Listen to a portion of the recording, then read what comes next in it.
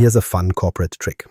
Microsoft managed to confuse half the industry by slapping the word house on anything with a data label. But here's what you'll actually get out of the next few minutes. We'll nail down what OneLake really is, when to use a warehouse versus a lakehouse, and why Delta and Parquet keep your data from turning into a swamp of CSVs. That's 3 concrete takeaways in plain English. Want the one-page cheat sheets? Subscribe to the M365 Show newsletter. Now, with the promise clear, let's talk about Microsoft's favorite game, naming roulette. Lakehouse versus warehouse, Microsoft's naming roulette. When people first hear Lakehouse and Warehouse, it sounds like 2 flavors of the same thing. Same word ending, both live inside Fabric, so surely they're interchangeable, except they're not. The names are what trip teams up because they hide the fact that these are different experiences built on the same storage foundation. Here's the plain breakdown. A warehouse is SQL first. It expects structured tables, defined schemas, and clean data. It's what you point dashboards at, what your BI team lives in, and what delivers fast query responses without surprises. A lakehouse, meanwhile, is the more flexible workbench. You can dump in JSON logs, broken CSVs, or Parquet files from another pipeline and not break the system. It's designed for engineers and data scientists who run Spark notebooks, machine learning jobs, or messy transformations. If you want a visual, skip the sitcom length analogy. Think of the warehouse as a labeled pantry and the lakehouse as a garage with the freezer tucked next to power tools. One is organized and efficient for everyday meals. The other has room for experiments, projects, and overflow. Both store food, but the vibe and workflow couldn't be more different. Now here's the important part. Microsoft's marketing can blur. Neither exists in its own silo. Both lakehouses and warehouses in Fabric store their tables in the open Delta Parquet format. Both sit on top of OneLake, and both give you consistent access to the underlying files. What's different is the experience you interact with. Think of Fabric not as separate buildings, but as 2 different rooms built on the same concrete slab, each furnished for a specific kind of work. From a user perspective, the divide is real. Analysts love warehouses because they behave predictably with SQL and BI tools. They don't want to crawl through raw web logs at 2 a.m. They want structured tables with clean joins. Data engineers and scientists lean toward lakehouses because they don't want to spend weeks normalizing heaps of JSON just to answer what's trending in the logs. They want Spark, Python, and flexibility. So the decision pattern boils down to this. Use a warehouse when you need SQL-driven, curated reporting. Use a lakehouse when you're working with semi-structured data, Spark, and exploration-heavy workloads. That single sentence separates successful projects from the ones where teams shout across Slack because no one knows why the dashboard keeps choking on raw log files. And here's the kicker. Mixing up the 2 doesn't just waste time, it creates political messes. If management assumes they're interchangeable, analysts get saddled with raw exports they can't process, while engineers waste hours building shadow tables that should have been lakehouse assets from day one. The tools are designed to coexist, not to substitute for each other. So the bottom line, warehouses serve reporting. Lakehouses serve engineering and exploration. Same OneLake underneath, same Delta Parquet files, different optimizations. Get that distinction wrong and your project drags. Get it right, and both sides of the data team stop fighting long enough to deliver something useful to the business. And since this all hangs on the same shared layer, it raises the obvious question, what exactly is this OneLake that sits under everything? OneLake, the data lake you already own. Picture this. You move into a new house, and surprise, there's a giant underground pool already filled and ready to use. And that's what OneLake is in Fabric. You don't install it, you don't beg ET for storage accounts, and you definitely don't file a ticket for provisioning. It's automatically there. OneLake is created once per Fabric tenant, and every workspace, every lakehouse, every warehouse plugs into it by default. Under the hood, it actually runs on Azure Data Lake Storage Gen 2, so it's not some mystical new storage type. It's Microsoft putting a SaaS layer on top of storage you probably already know. Before OneLake, each department built its own lake. Because why not? Storage accounts were cheap, and everyone believed their copy was the single source of truth. Marketing had one, finance had one, data science spun one up in another region for performance. The result was a swamp of duplicate files, rogue pipelines, and zero coordination. It was SharePoint sprawl, except this time the mistakes showed up in your Azure bill. Teams burned budget maintaining 5 lakes that didn't talk to each other, and analysts wasted nights reconciling final V2 tables that never matched. OneLake kills that off by default. Think of it as the single pool everyone has to share instead of each team digging muddy holes in their own backyards. Every object in Fabric, lakehouses, warehouses, Power BI datasets, lands in the same logical lake. That means no more excuses about finance having its own version of the data. To make sharing easier, OneLake exposes a single file system namespace that stretches across your entire tenant. Workspaces sit inside that namespace like folders, giving different groups their place to work without breaking discoverability. It even spans regions seamlessly, which is why shortcuts let you point at other sources without endless duplication. The small print. Compute capacity is still regional and built by assignment, so while your OneLake is global and logical, the engines you run on top of it are tied to regions and budgets. At its core, OneLake standardizes storage around Delta Parquet files. Translation. Instead of 10 competing formats where every engine has to spin its own copy, Fabric speaks one language. SQL queries, Spark notebooks, machine learning jobs, Power BI dashboards, they all hit the same tabular store. Columnar layout makes queries faster, transactional support makes updates safe, and that reduces the nightmare of CSV scripts crisscrossing like spaghetti. The structure is simple enough to explain to your boss in one diagram. At the very top, you have your tenant. That's the concrete slab the whole thing sits on. Inside the tenant are workspaces like containers for departments, teams, or projects. Inside those workspaces live the actual data items, warehouses, lakehouses, data sets. It's organized, predictable, and far less painful than juggling dozens of storage accounts and RBAC assignments across 3 regions.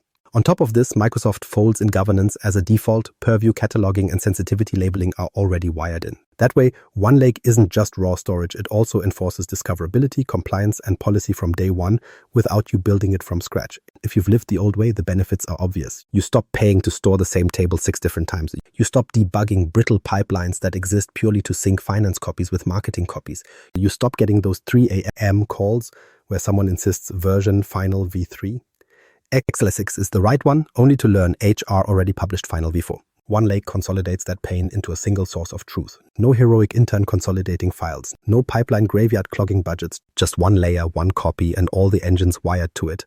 It's not magic though, it's just pooled storage. And like any pool, if you don't manage it, it can turn swampy real fast. OneLake gives you the centralized foundation, but it relies on the Delta format layer to keep data clean, consistent, and usable across different engines. That's the real filter that turns OneLake into a lake worth swimming in.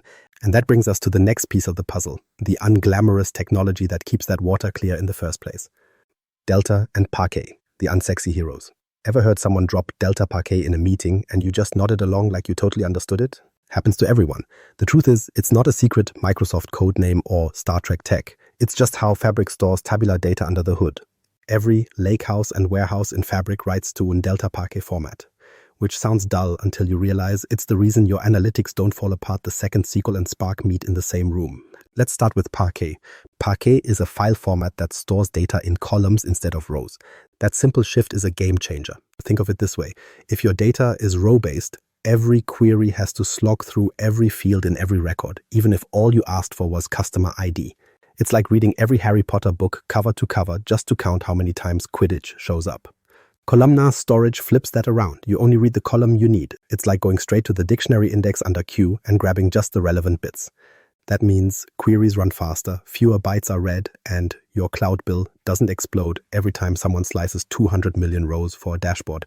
Parquet delivers raw performance and efficiency. Without it, large tables turn into a laggy nightmare and cost far more than they should. With it, analysts can run their reports inside a coffee break instead of during an all-hands meeting. But Parquet alone just gives us efficient files. What it doesn't give us is control, reliability, or sanity when teams start hammering the same datasets. That's where Delta Lake comes in. Delta wraps around those Parquet files and adds the boring grown-up stuff. ACID transactions, schema enforcement, and table versioning. These are the features that stop your data from splitting into 5 inconsistent versions the second multiple engines touch it. In practical terms, Delta means every change is tracked, atomic, and consistent. If an update fails halfway, you don't wake up to a half-broken table. Delta also gives time travel. You can run queries as your table looked last week or last month. That's huge when someone asks why numbers changed between 2 board decks. And on top of that, it comes with operational smarts, cleaning up stale files, compacting things so queries don't degrade, and keeping performance tight over time. What makes this combo special for Fabric is that both SQL engines and Spark engines can hit the exact same Delta Parquet table at the same time. No more cloning the sales data set into 3 different places just because your SQL dev refused to touch Spark and your data scientist refused to play with row blobs. Everyone talks to the same files with consistency baked in. That's the operational win. Instead of data teams building silos out of paranoia, they can actually collaborate without trashing each other's work. Picture the alternative without Delta. SQL devs spin up their own warehouse export because raw lake files aren't reliable. Data engineers create their own Spark-friendly copies because SQL doesn't play nice. Marketing grabs a CSV snapshot from last Tuesday and calls it official. Suddenly, the same dataset exists in 3 formats with 3 slight variations, and the meeting turns into a blame game about why Q2 sales doesn't add up. Delta kills that chaos by letting everyone work against the same single version of the truth. From a business angle, this matters more than the acronyms. With Delta Parquet, you get fewer duplicate copies, faster queries, and less hand-wringing between SQL and Spark teams. Analysts get their structured queries running fast. Data engineers update and transform on the fly without wrecking the schema. Leaders finally see consistent numbers without someone building Excel macros in the background to reconcile reports. Nobody publishes final V2 by XLSX anymore because that mess doesn't exist in the first place. And this is why a Fabric Lakehouse isn't just a dumping ground of files. Thanks to Parquet's efficiency and Delta's reliability, it behaves much more like a proper database. Fast, consistent, and trustworthy.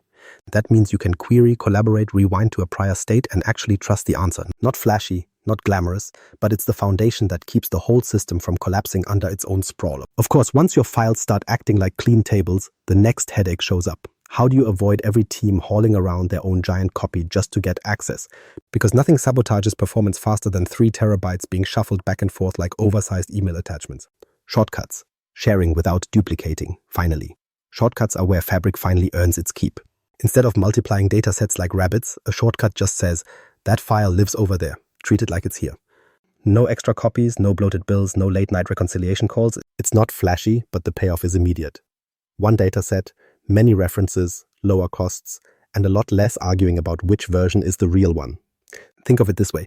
In the old world, every department made its own clone. Finance copied sales data into its workspace. Marketing copied the same thing again. Data science cloned it a third time just so Spark jobs wouldn't crash. 5 copies later, you're paying 5 times the storage and holding weekly meetings to untangle which one was official. With shortcuts, that model is gone. You don't move or replicate anything, you just plant a pointer. Suddenly, the dataset is visible where you need it without chewing up your tenant's footprint. No copies equals lower storage bills and fewer reconciliation meetings. The scope of these shortcuts is broader than most people realize. In Fabric, you can shortcut to data already in OneLake across other workspaces or even external sources like Azure Data Lake Storage Gen 2, Amazon S3, and Dataverse. That list matters because no company's data lives in just one clean lake. Someone always has history tucked away in S3, another group drops regulated records into Dataverse, and your engineers still have pet projects in ADLS. Instead of paying for consultants to build another batch pipeline, you drop a shortcut and Fabric treats the data like it's local. This alone saves weeks of project time and a lot of angry eye rolls in steering meetings. And here's a pro tip. Use shortcuts as a first step before migrating data. If your org isn't ready to dump everything into Fabric on day one, shortcuts give you a bridge. Point to your existing S3 bucket or ADLS account, start analyzing in Fabric, and skip the frantic rip and replace pipeline rewrite. Later, if you want to consolidate into OneLake, fine. But shortcuts let you get business results today without blowing up your architecture. That simplicity is also where the hidden governance traps live. Shortcut security isn't uniform. If you hit data through Spark, the shortcut enforces the target's underlying permissions. Your identity gets checked directly. But if you query through SQL, it works differently. The engine defers to the shortcut creator's identity, not every person running the query. Translation. If the person who built the school object had access, everyone else executing against it also gets through under their access. That can be brilliant when managed right, or a compliance nightmare if someone casually sets a shortcut to restricted payroll data. The fix is obvious, but often overlooked. Treat shortcut creators as de facto gatekeepers and audit who can publish them. The cultural difference is huge. Before shortcuts, teams waved official dataset flags like medieval banners, except 3 other teams carried their own flags too. A sales report might exist in 4 versions, trimmed differently for execs, analysts, and engineers, none of which lined up. I've sat through calls where IT spent an entire weekend reconciling variances that didn't exist in the source system, just in the copies. Shortcuts break that cycle. The dataset exists once, everyone references it, period. That's it. From an operational standpoint, shortcuts do 2 simple but critical things. They shrink your storage footprint and they stop pipeline sprawl. The copy and paste approach to data led to armies of half-broken ETL jobs humming along in forgotten integration accounts. Shortcuts strip away that overhead. One dataset, one upkeep, infinite reuse. Teams spend less time moving files and more time asking meaningful questions. So the bottom line, shortcuts aren't a toy feature. They're the single biggest fix to the copy and paste madness of enterprise storage. They let you unify data across workspaces and clouds without rewriting everything, and done properly, they make governance cleaner, not harder. One truth, many references, but eliminating duplicate data only solves half the pain. Once everyone starts working against the same objects, the bigger risk becomes how they use them, because nothing tanks collaboration faster than 3 teams marching into the same workspace and trampling each other's files. Workspaces and governance, keeping teams from tripping over each other. If shortcuts stop the copy and paste madness, workspaces and governance are what stop chaos from creeping back in through the side door. This is the part where Fabric either stays clean or turns into the world's most expensive junk drawer. Here's how Microsoft structured it. Think nesting dolls. At the very top, you've got your tenant. That's one per organization, and it's where compliance boundaries live, and the tenant admin holds the master keys. Inside that, you spin up workspaces. Each workspace is a box for a project or a department with its own roster and rules. And inside those boxes sit the items you actually care about. Lakehouses, warehouses, reports, notebooks, tenant, workspace, items. The hierarchy is intentional. Each layer hands down its rules to the layer beneath it. Now, workspaces themselves come with 4 preset roles, and it's worth knowing them cold. Admins own everything, full control, add or remove people, reassign roles at will. Members can create and edit across the workspace. Contributors can make new items but don't get to manage other people's stuff. Viewers are strictly read-only. That's it, 4 roles, 4 levels of power. And for once, Microsoft kept the names simple enough that your manager can follow along. Assign these roles carefully, and you'll save yourself the joy of 2 VPs overwriting each other's dashboards. But you don't stop there. Sometimes a person only needs to peek, not touch. That's where item-level permissions step in. These come in neat chunks. Read lets someone see the metadata and consume reports without touching source data. Read data is for SQL, grants them query rights against tables through the SQL endpoint. And read all, that's full access for Spark, wide open table reads without SQL fuss. Hand out read all only to your bona fide engineers, not to the intern who just learned what Spark is yesterday. Used correctly, item permissions decouple workspace membership from sensitive access and let you control exposure one artifact at a time. Then there's compute-level security, which is where things get interesting. SQL endpoints give you fine-grained controls like table filters and row-level security. That's how finance sees just their regional slice while still pointing to the same warehouse. But here's the catch. Spark doesn't care about those SQL restrictions. Spark respects item-level permissions like read-all, then loads the files from OneLake directly. Translation: if you need airtight row-level governance, enforce it through the SQL routes.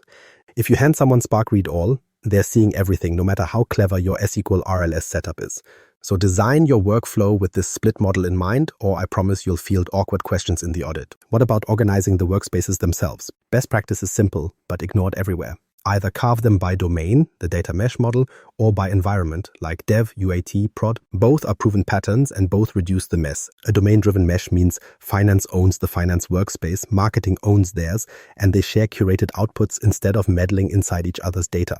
An environment-driven design works better if you're a central BI team running production pipelines and need clean promotion paths. In either approach, protect shared consumption with item permissions and SQL row-level security so consumers get what they need without rummaging through staging. Skip this structure and you'll get the nightmare. Multiple models of the same truth, duplicate shortcuts pointing to the same files with different names, and executives trading revenue numbers like baseball cards. I've cleaned that one up before. It takes longer than anyone wants to admit. Put the governance in day 1 and suddenly Fabric feels like an enabler, not another battleground. One last piece is discovery. Fabric ties into Purview so people can search across workspaces, spot existing datasets, and stop recreating them. Think of it as a catalog, boring but life-saving. Without it, every fresh analyst is hunting blind and duplicating data products just to get unstuck. With it, you get visibility, consistency, and fewer late-night merges of V2 final. That's the payoff. Good governance means data mesh and hub and spoke both work in the same tenant. Executives, analysts, and engineers share durable products instead of clones. You get collaboration without handing away the keys to everything sensitive. It's not flashy, it's the lines on the road that keep the traffic flowing. And once you see that, the picture of Fabric comes together. All the naming noise aside, the underlying parts, OneLake, Delta, shortcuts, and governance, actually solve real problems. So here's the blunt wrap-up. One pool, fewer copies, consistent reports, lower storage costs. IT stops firefighting duplicate datasets, analysts stop arguing with engineers, and leadership finally looks at numbers that line up without someone whispering, "Don't trust slide 3." That's the actual payoff. A Forrester TEI study cited in industry materials even reported a 379% ROI over 3 years for organizations deploying Fabric. Translation: the fixes aren't just cleaner, they're cheaper. Subscribe to the M365 Show newsletter at M365.show and leave a review. It's basically the +5 buff that keeps this content rolling. Think of it as your XP contribution to the Data Guild.